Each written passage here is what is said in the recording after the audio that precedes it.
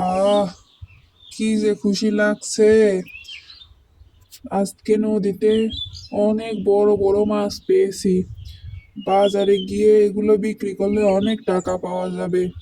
আজকে মাছগুলো বিক্রি করে বউয়ের জন্য একটা শাড়ি আর কিছু ভালো মন্দ বাজার করে নিয়ে আসবো।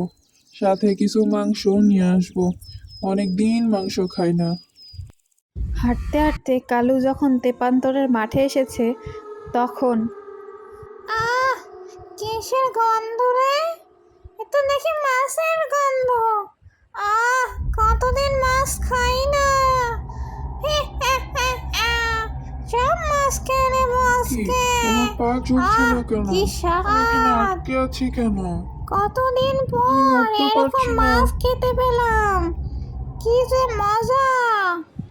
ডাইনি কালুর সব মাছ খেয়ে ফেলেছে। কালু বুঝতেই পারেনি। কালু হাঁটতে হাঁটতে ফাঁকা ঝুড়ি নিয়ে বাজারে চলে আসলো। কালুর মনে তো মহা আনন্দ। আজ সে মাছ বিক্রি করে অনেকগুলো টাকা পাবে। কালু মাথা থেকে যেই না মাছের ঝুড়ি রেখেছে অমনি দেখে চমকে উঠেছে। এ কি, আমার সবগুলো মাছ কই গেল? এই তো দেখি মাছের কাঁটা পড়ে আছে। মাছের ঝুড়ি পুরাই ফাঁকা, শুধু কয়েকটা মাছের কাঁটা ছাড়া আর কিছুই নেই। কালু হতাশ হয়ে গেল, কি করবে বুঝতে পারছে না। সে হতাশ হয়ে বাড়িতে ফিরল। কালুর বউ দূর থেকে দেখলো কালু বাড়িতে আসছে, হাতে কোনো বাজার নেই। তাকে জিজ্ঞাসা করলো, কি গো, কি হয়েছে? হাতে যে কিছুই নেই, খালি হাতে বাড়ি এসেছো কেন? কোনো বাজার করনি যে? কালু উত্তর দিল, জানি না আমার সাথে আজকে কি হয়েছে। সকালে তো তোমার সামনে দিয়েই আমি ঝুড়ি ভরে মাছ নিয়ে গেলাম। যাওয়ার সময় তো সব ঠিকঠাকই ছিল, কিন্তু বাজারে গিয়ে দেখি যে একটা মাছও নেই, শুধু মাছের কাঁটা পড়ে আছে। কালুর বউ বলল, কিন্তু এমনটা কি করে হবে? এমন তো হওয়ার কথা না। আমি তো নিজের হাতে তোমারে মাছের ঝুড়ি সাজিয়ে দিয়েছি। আচ্ছা, তুমি চিন্তা করো না, ওই মাছ আমাদের কপালে নেই, তাই এমন হয়েছে হয়তো। কাল আবার নিয়ে যেও।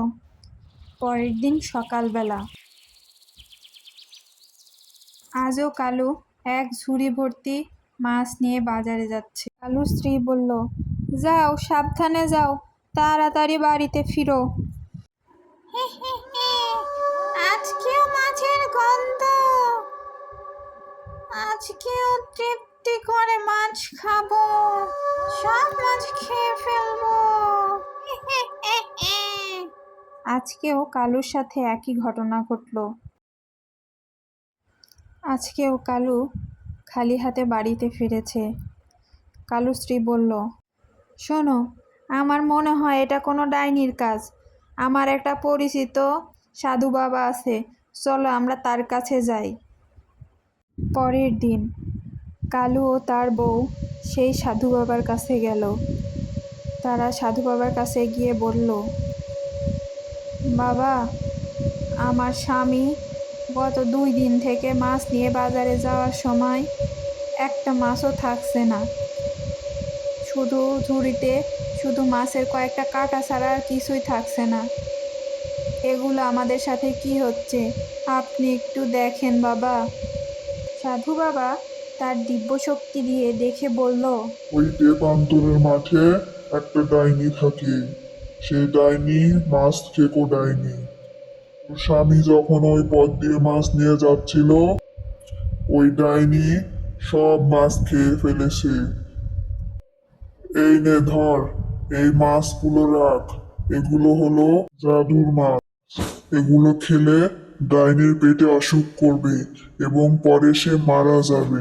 সাধু বাবার কাছ থেকে মাছ নিয়ে তারা বাড়িতে চলে গেল। পরের দিন সকালবেলা কালু রাস্তা দিয়ে ঝুড়ি ভর্তি মাছ নিয়ে আসছিল। ইনি তখন কালুকে দূর থেকে লক্ষ্য করলো। কালু ইচ্ছা করে ধীরে ধীরে আসছিল যাতে ডাইনি মাছগুলো দেখতে পায়। কিরে, আজকেও মাছ নিয়ে যাচ্ছিস? আমাকে না দিয়ে কোথায় যাচ্ছিস? মাছগুলো আমাকে দিয়ে যা। না হলে তোর ঘাড় মটকে দেব। কালু ডাইনিকে দেখে থরথর করে কাঁপছে। ওকে কিছু করব না, তুই আমাকে মাছ দিয়ে যা। আমার কোনো ক্ষতি করো না, আমি সব মাছ তোমাকে দিয়ে যাচ্ছি। দে দে, সবগুলো মাছ রেখে যা।